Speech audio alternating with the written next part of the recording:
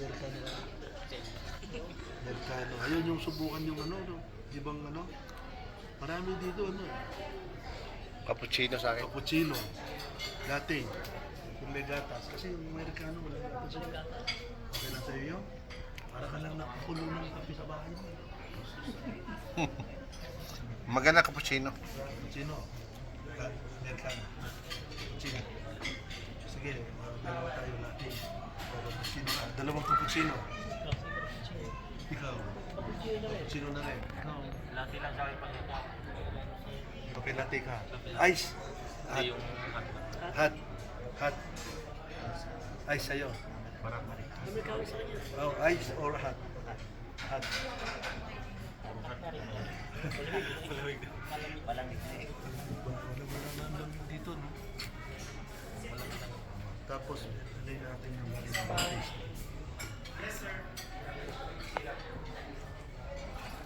Gusto mo pa, ano ba kaya ang masarap na?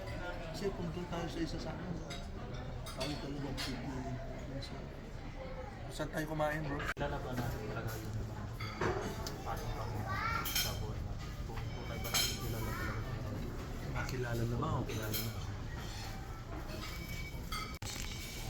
Kilala lang nila sa pangalan ko. Kilala nila kung problema sila na pangailangan. Dito sa pag-aaralan natin,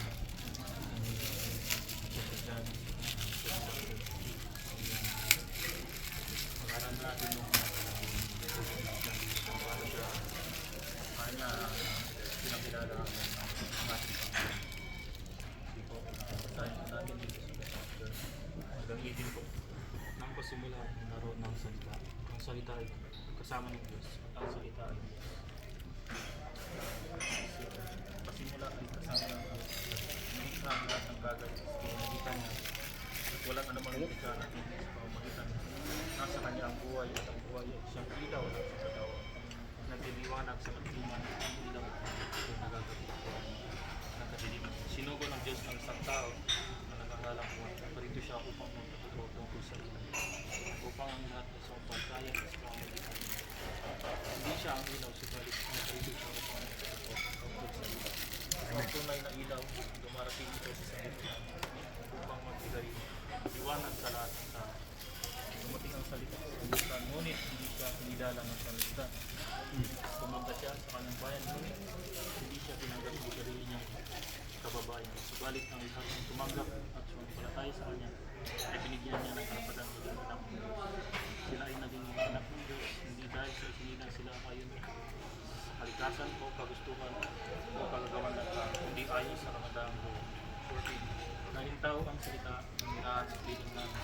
Nakita namin ang kaluwalhatian tunay bago pumarang sa ipanganak. Mula sa kapuspusan ng kanyang kagandahang loob, tumanggap tayo ng lahat ng abot-abot ng kagandahang loob. Ibinigay ang kautusan sa pamamagitan ni Moses, ngunit dumating ang kagandahang loob at katotohanan sa pamamagitan ni Yesu Cristo. Kailan may walang pang taong nakakita sa Diyos, ngunit ang natatanging Diyos na pinakamamahal ng Ama ang nagpakilala sa amin. So dito po umaano po natin, mababasa po natin yung talagang pinapakita talaga dito ni John. Pinapakita niya, pinapatotoo talaga niya na si Lord Jesus talaga yung tagapagligtas. Sino mang sumampalataya sa Kanya, magtiwala ay maliligtas pa. So, siya rin din yung sinugo ng Diyos Ama upang maligtas tayo sa kasalanan. Ngunit, sabi dito sa verse, ngunit dumating ang salita sa sanlibutan, ngunit hindi siya kinilala ng sanlibutan. Ito, sanlibutan ito, nanilikha niya sa pamamagitan niya. So, makita natin dito kung paano dumating si Lord. Pero hindi siya kinilala. Una tong pagministeryo ni Jesus Christ. Pero hindi talaga siya kinilala ng mga kababayan niya, ng ibang mga tao. May kumilala sa kanya, ngunit yung mga tunay lamang na naniniwala sa Diyos, yung tunay na nanampalataya sa Diyos. So, sa verse 14,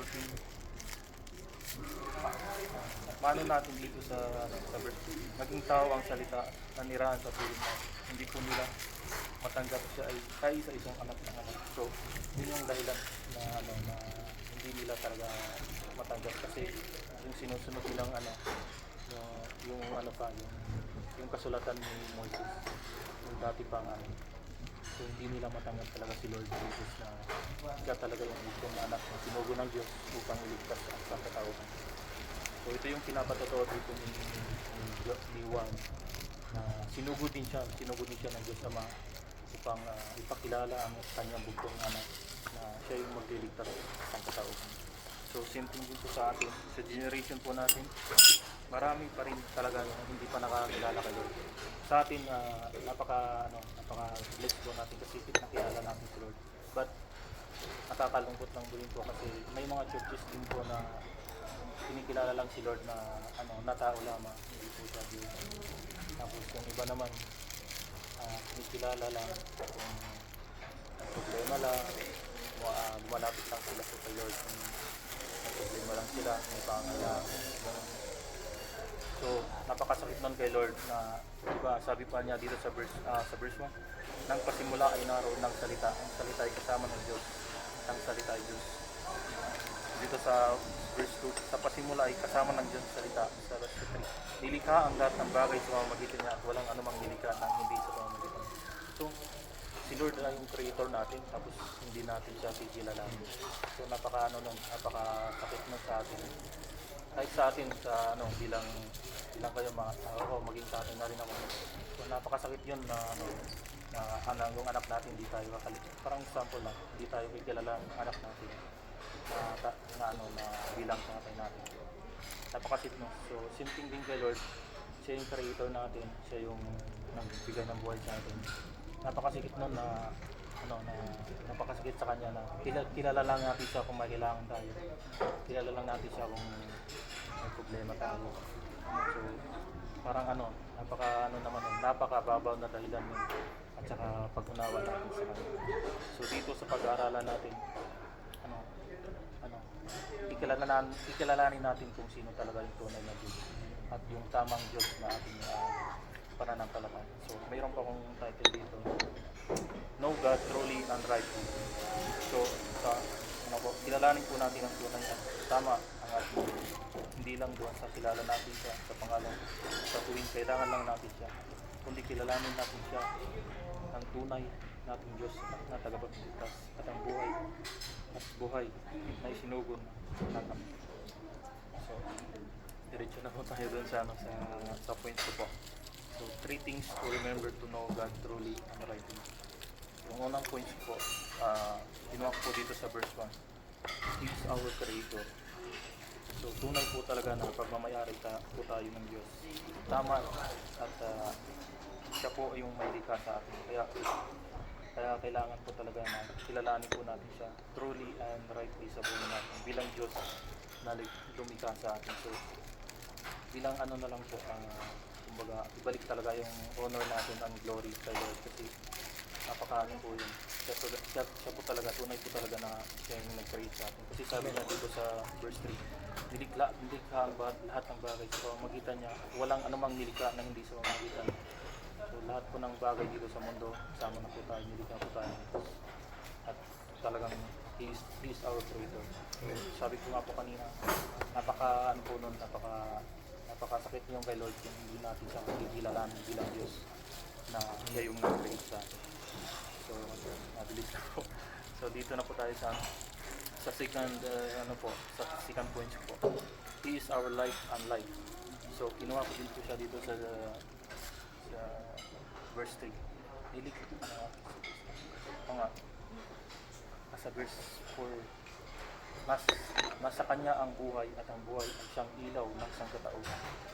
So, ang ating Panginoong Jesus Kristo po ang ating buhay at ilaw dahil siya po ang sinugo ng Ama upang iligtas tayo sa kasalanan. So, tulad nga po ng palagi natin naririnig kay Pastor na simula po na nagkasala si Eva at Adan, na namatay po yung buhay spiritual po natin. Yun po yung kasalanan natin. So, kailangan po talaga natin tanggapin si Lord na bilang tagapagligtas namin upang mawala tayo dun sa sinasabi nga ni Pastora kanina sa preaching niya. Mawala tayo dun sa tanika lang nakatali sa atin. Amen. Kailangan talaga natin ang tagapin bilang Panginoong tagapagligtas. Kaya kasi sabi dito, He is our life and life. So, siya talaga po talaga yung ano natin, yung buhay. At siya talaga yung ilaw natin. Kasi namumuhay pa tayo noon dati talaga. Hindi pa natin kilala si Lord. Namumuhay tayo sa kadiliman. Sa kasalanan. So, madilim pa yung buhay natin. Nung nakilala natin si Lord,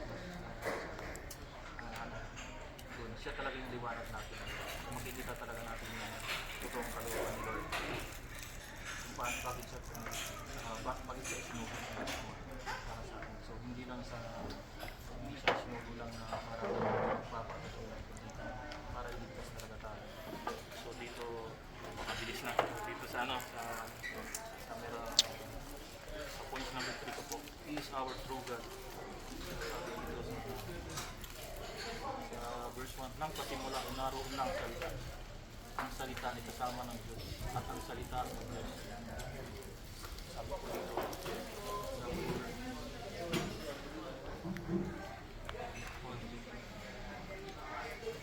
sabi po dito sa 14, naging tao ang salita at kamerahan sa piling namin. Nakita namin ang kaluwalhatian tunay na kanyang bilang ay isa-isang anak naman.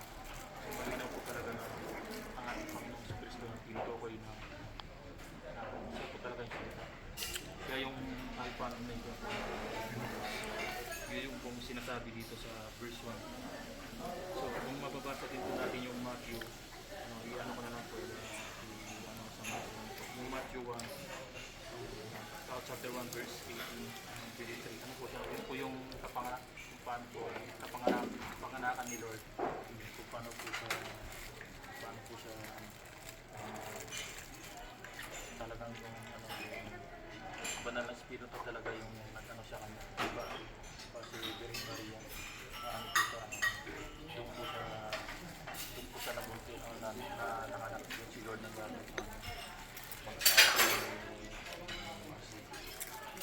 Talagang nung pinanganak siya, tinawag siyang Emmanuel. Ibig sabihin po na siya yung Diyos. Sabi ko lang para sigurado tayo. Mati lang tayo. Amen. Para sigurado po tayo.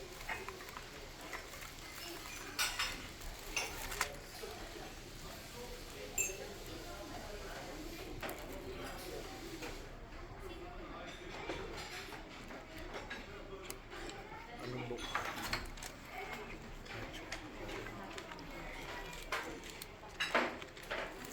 Mateo sa New Testament.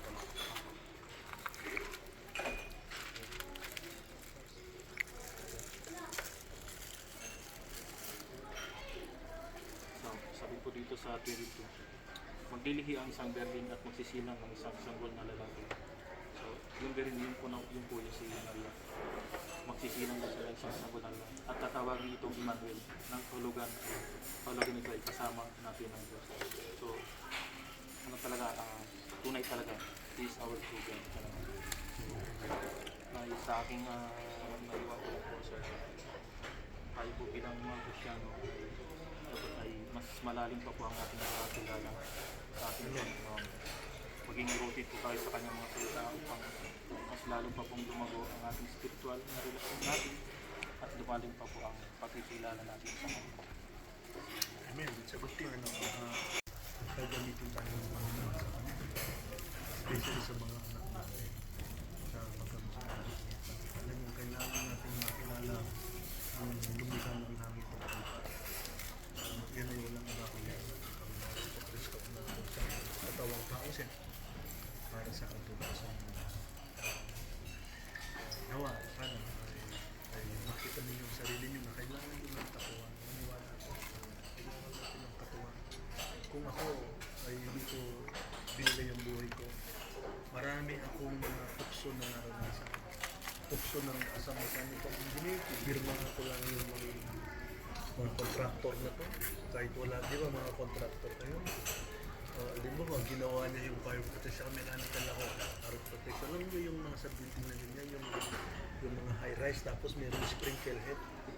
At pagka nakaamoy yung meron, ano daw, pag naamoy niya yung uso, tapos ano yung automatic, lalabas yung tubig. Ayan, yung mga fire protection works yun. Pipirmahan ko lang yung kanilang kinukubra. Meron mga cellphone, may mga cheque. Kaya ako yung nakakilala na kay Lord. Pirmahan ko lang yung ibigyan nila ako ng under the table. Ang masakit, pag pinuntahan ko yung lugar na sinasabi nilang naglagay sila, walang nakalagay. Wala talaga as in, kahit tubo wala. Ako ko igigisa sa sariling mantika yung owner yung nagpapagawa ng building. So yun, doon sa table ko, yan, mga cellphone, cheque, firma ko lang yun.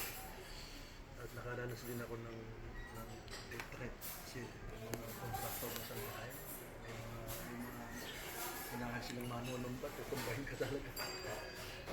Dami kong, yung time na yun, dami kong naranasan yan. Kung yan yung mga co-lander, 1 billion naman ng project na yan, na-assign ako sa it's back, yung kanyang halimbawa, mga kwarto ganyan, tatakbo yung lamig. Boiler. Yung dadaanan ng lamig, yung mga round up, yung mga square up. Kinukubra niya. Kasama sa inyong bahay. Kinukubra niya, wala siyang nilagay. Wala mo sa akin, pinakapasan din sa wala, ganun din sila. Wala din sila. Kaya sabi nila, nakita na po ba kayong nagtanim ka ng mangga ang bungay bayabas? Wala naman gano'n naman. Of course, wala na talagang gano'n. Kung ano yung puno, yun na. Kung ano yung nakikita ng mga anak natin, sooner or later, paglaki nila, gano'n din sila. Ayun pa lang, bungay na natin sila sa banal na tapos. Siyempre, dapat nakikita sa pangangalita natin, sa filosofya. Yun lang ang may iuwi sa inyo. Ay yayain ninyo ang Panginoon na maging katuwa sa pagpapalito ng anak, sa pagpubog ng pamilya, na katuwa sa pagkos ng ganyan. Yung hindi siya overnight. Siyempre, pagantayan tayo ng mga anak natin, ng asawa natin. Talaga bang nagbago na ito? Bago-bago lang na. Ganyan talaga. Pagtutungan tinanggap niya si Jesus. Babantayan tayo ang kilos natin, ang pananalita natin. But anyway, naniniwala na ako. Hindi accident mo nagpapakilala tayo. Ako si Pastor Homer. Sige, pakilala tayo. Baka si Kuya John, di ba? Sabihin natin yung pangalan natin. So first time yung namin siya, no? Sige pa ganun, Kuya. Pakilala po. Ako na? Hindi Kuya ba? Sabihin lang po yung pangalan. Romney. Kaya ko lang mahawig mo eh. Nag-quit na po kayo sa Midcover for Andrea. Nag-meet na tayo, Brad. Ikaw ba yung ano? Ikaw ba yung technician doon? Naalala niyo po yung nag-ano po tayo sa cover for Andrea. Oo, yung may event tayo. Baka hindi ko lang na ano, no. Mama sila yung mag-asawa niya. Kasi Christian din niya. Yung nasa harapan ko. Kung napiprits ako. No, yung nasa sa libro kayo nag-a-attend. Sa ano po? Country po. Man. Kita kasi medyo ano dun sa court. Kumukhang bagay nga sa iyo ang lumit. Yun, siguro alam naman ang ano ng Panginoon. Talagang kailangan natin ng katuwang sa pag-handle ng pamilya natin. Or else, nothing good will going to happen. Walang maganda siguro sa buhay financial, buhay spiritual, buhay emotional, wala ka kapayapaan, buhay mental, kung mag-isip ka, malayo sa gusto ng Panginoon, buhay material, buhay relational, magulo lahat ng pero kung katuwang natin ang Panginoon, enjoy pa kahit may problema. Di ba ba yun? Tayo mga anak ng Diyos, kaya yun, kailangan talaga natin. Minsan pala sa gathering natin, mag-dinungsog na. No, sa gathering natin yun. Sa fellowship natin, ikaw ang magbigay ng word of God. Okay ba? No. Saka na turuan ko kayo, para turuan ko kayong mag-ganon. Minsan, pag-meet tayo dun sa harap ng bahay ni Kuya Tony, magturo ako ng paggawa ng message. Malay nyo, magamit kayo ng Panginoon. Para pag-fellowship tayo, kayo mag-ganon. Kasi ang laking bagay niya, yung mag-share tayo ng salita ng Diyos. Sabi ng Panginoon, ang inyong servisyo sa akin na hindi mawawalan ng kabuluhan. Inyong pagpapagal, 1 Corinthians 15:58, ang inyong pagpapagal na hindi mawawalan ng kabuluhan. Kaya ako, why I keep on serving the Lord? Pwede naman ako magtrabaho. Kasi nakita ko yung iba yung pangangalaga niya kasama ko siya sa pamilya ko. Iba yung pangangalaga ko lang sa pamilya ko. Yung sa pangangalaga ko lang, ako sila eh. Totoo. Gusto ko. Pero kapag si Lord, kasama mo siyang pangangalaga sa pamilya mo, iba. Nangingimi ka sa tanang damdamin ng anak mo. Kasi alam mo, may pinagdadaanan sila. Nangingimi ka nga, may kontrol ka sa tanang damdamin ng asawa mo. Kasi anak mo ng Diyos. Pero nung hindi pa yun, okay, kung magdadami nila ba sa mga sa kung tayo ay nangingimi ka, at least hindi mo perfecto, pero pinipili natin tuwing i-bless na ang Panginoon ng pamilya. Someday, gusto ko tawarin. Ikaw mo lang Christian ka din. Dapat nag-share ka na ng salita. Sige, turuan ko kayo. Bro, okay lang.